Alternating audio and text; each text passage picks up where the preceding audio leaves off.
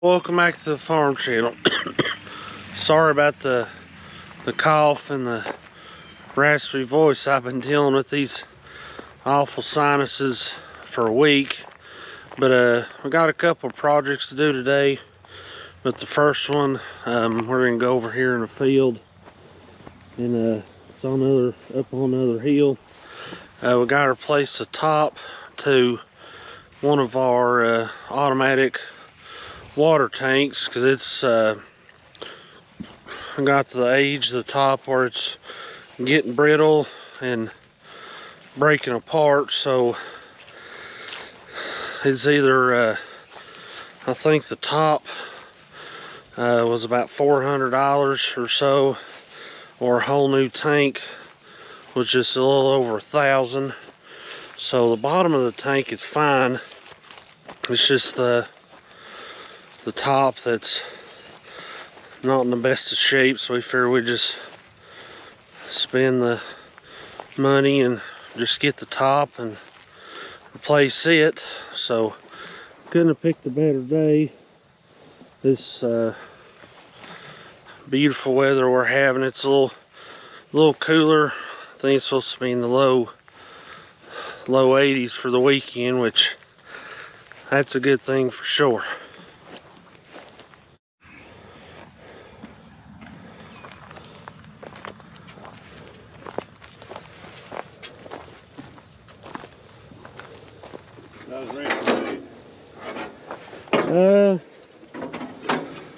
I don't know, it looks like about a 9/16, I guess.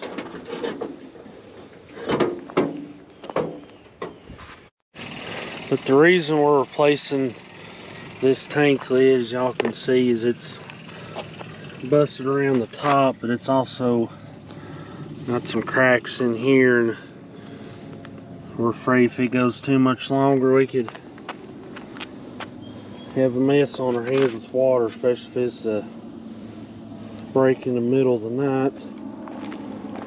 And over here is what the new lid looks like. We picked it up from the Smoky Mountain Co-op up there in Sevierville, so thank you to them for that.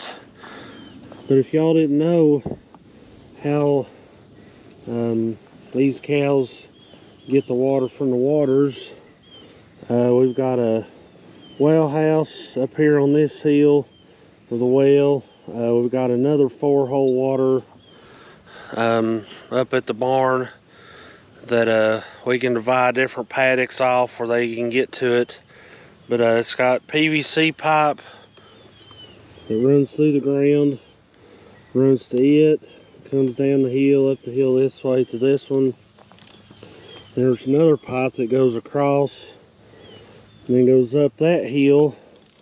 There's another water here on the right, about halfway up.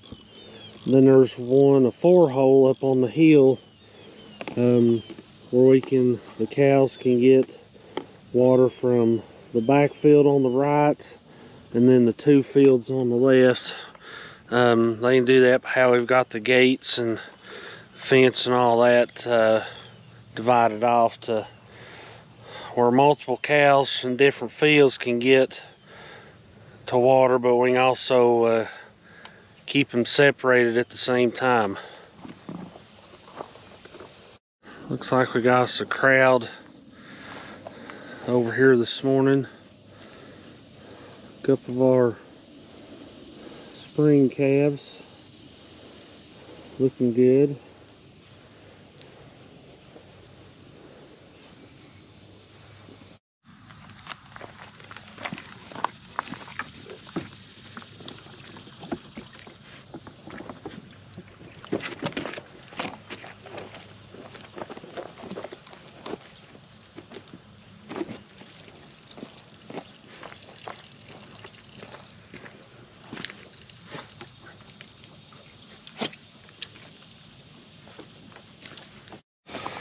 Plus we found some of these broken pieces down here in the tank itself.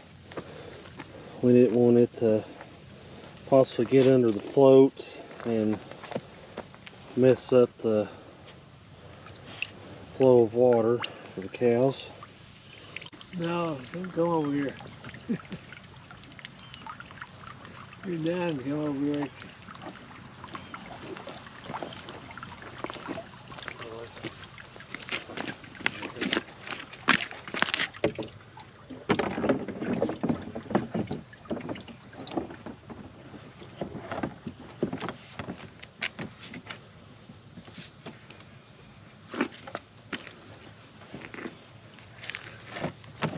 Got the float to.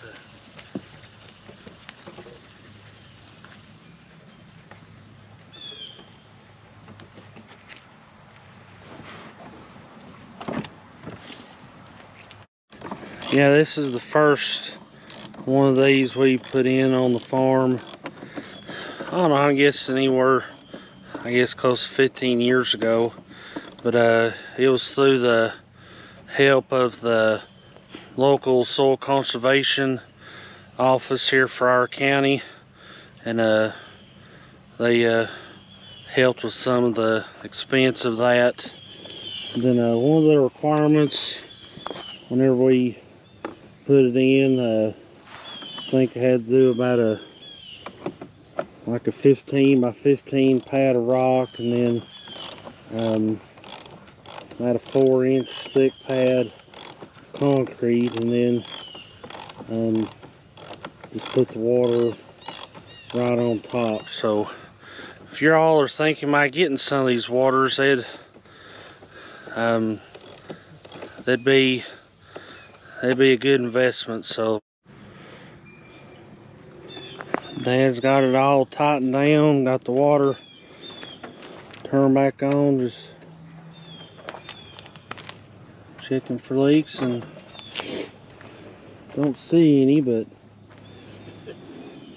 I have to say number 2 heifer calf here is pretty smart. All the other ones wandered off, but she's at least smart enough to hang around and get her a drink here in just a minute. So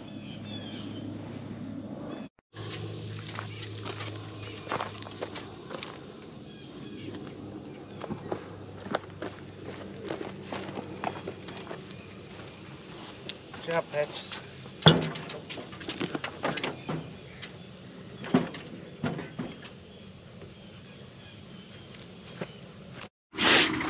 Yeah, this recent, or really all summer warm weather, and with this recent few weeks of rain, our pasture fields is getting not bad, but they were I don't know, not getting bad, but they weren't good either. But now with this recent rain we've had, they definitely started growing again. And this is just the front field here, and it's, as you can tell, it's about ankle deep or so.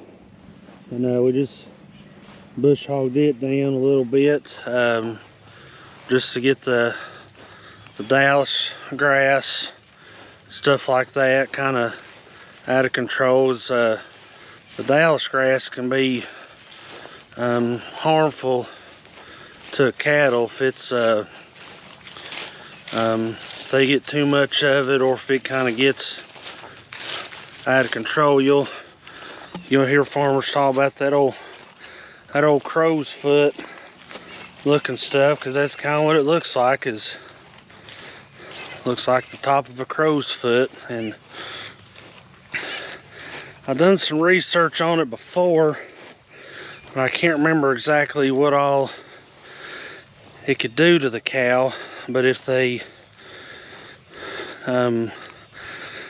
I know it can definitely mess with them, put them, potentially kill them, but please don't hold me to that. But I just know it can be bad. And even like wild cherry trees, the leaves, I believe it's the leaves that can be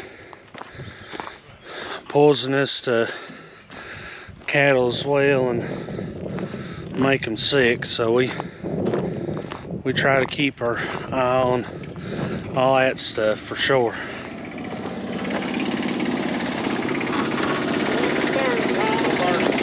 Alright.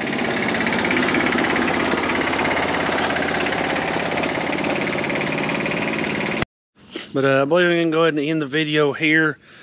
As I'm not sure what all we got going on for the rest of the day, but if we do something, I'll be able to make sure and get that video.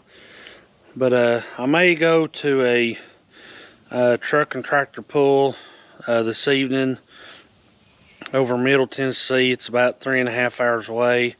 So if I decide to go there, I'll be sure to take the GoPro along with me.